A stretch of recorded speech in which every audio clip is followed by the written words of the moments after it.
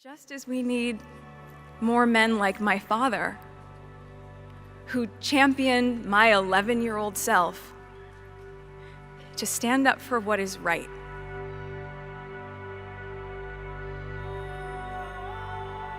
When I was just 11 years old, I unknowingly and somehow accidentally became a female advocate. It was around the same time as the Beijing conference, so a little over 20 years ago, where in my hometown of Los Angeles, a pivotal moment reshaped my notion of what is possible.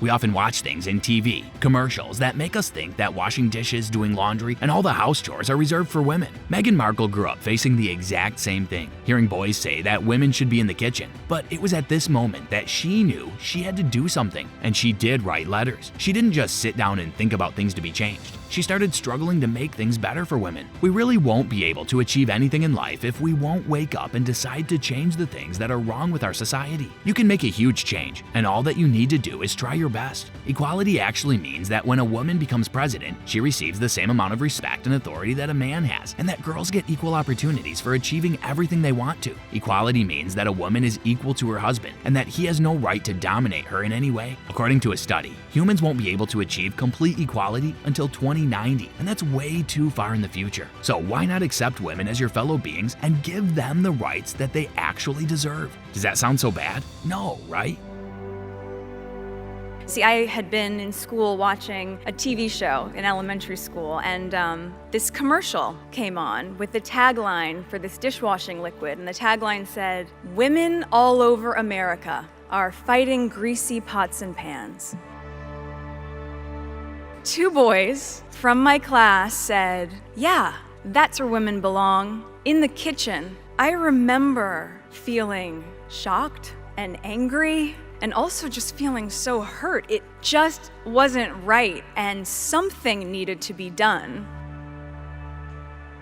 I went home and I told my dad what had happened, and he encouraged me to write letters. So I did, to the most powerful people I could think of. Now, my 11-year-old self worked out that if I really wanted someone to hear me, well, then I should write a letter to the First Lady. So off I went, scribbling away to our First Lady at the time, Hillary Clinton.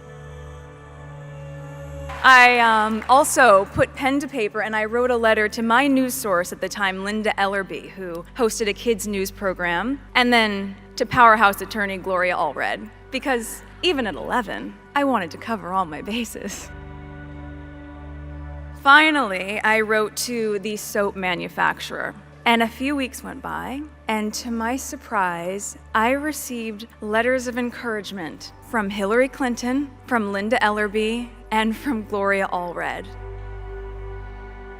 That moment that I realized the magnitude of my actions, at the age of 11, I had created my small level of impact by standing up for equality. Now, equality means that President Paul Kagame of Rwanda, whose country I recently visited as part of my learning mission with UN Women, it means that he is equal to the little girl at the Gihembe refugee camp who is dreaming about being president one day. Equality means that UN Secretary General Ban Ki-moon is equal to the young intern at the UN who is dreaming about shaking his hand. It means that a wife is equal to her husband, a sister to her brother. Not better, not worse. They are equal. UN Women, as you guys know, has defined the year 2030 as the expiration date for gender inequality. And here's what's staggering. The studies show that at the current rate, the elimination of gender inequality won't be possible until 2095. That's another 80 years from now. And when it comes to women's political participation and leadership, the percentage of female parliamentarians globally has only increased by 11% since 1995. 11% in 20 years? Come on, this has to change. Women make up more than half of the world's population and potential. So it is neither just nor practical for their voices, for our voices, to go unheard at the highest levels of decision making.